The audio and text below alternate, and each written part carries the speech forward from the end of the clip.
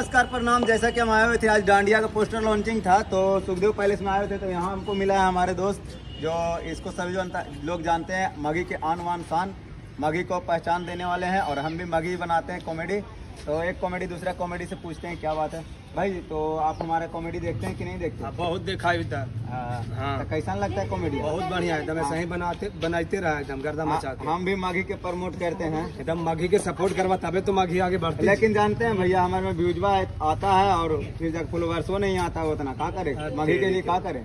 देखिए हम बताते हैं, ये जो देखे वाला हथी ना, खाली लड़कियन के लाइक को फॉलो कराते, ये सब गलत बात है।